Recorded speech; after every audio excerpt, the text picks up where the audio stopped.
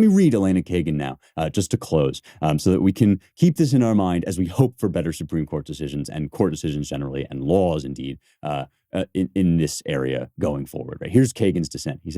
She says, members of Congress often don't know enough and know they don't know enough to regulate sensibly on an issue.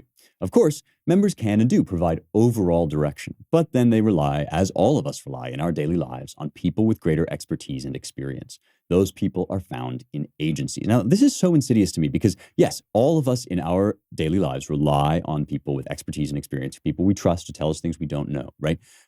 But if we are free people, right, what do we do with that? We hear, we listen, we decide between a number of different opinions, many of them expert, right? And then we make our own choices, because even though we're not the experts, we are the sovereigns. We are free. We are sovereign in our own lives, right? And so, yes, of course, like Congress should have agencies that can deliver information to them so that they can legislate, because they have the sovereignty that was given to them by the people to do so, right? They have that measure of our sovereignty, and no one else has it. And so, yes, they should listen to experts. They should try to figure out information that they don't themselves know, but it's up to them to make the decisions, right? And so it does. And here's Kagan again, right? It listens to these experts, especially, though by no means exclusively, when an issue has a scientific or technical dimension. Science, capital S, science. Remember how well that worked out for us? Remember how it never changed during COVID? Science. Why wouldn't Congress instruct EPA, says Kagan, to select the best system of emission reduction rather than try to choose that system itself? Congress knows that systems of emission reduction lie not in its own, but in EPA's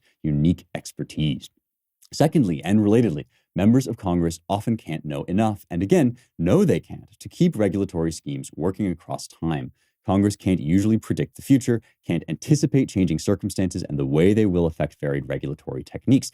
Exactly. Yes, Elena Kagan. That's why the EPA mandate was too broad to begin with, and why the many opinions that have overbroadened that mandate again and again throughout the decades are a travesty, because Congress, right, if things change, if issues change so radically that the law has to be rewritten, Congress needs to reconsider those issues. That's how it's supposed to work. And yes, there is inefficiency built into the system. And yes, there is compromise. And yes, people you don't like are going to get to have a say. People who don't look like you, people who don't act like you, people who don't talk like you or think like you, people who live in rural areas and believe in Jesus and do sorts of things like pray on football fields.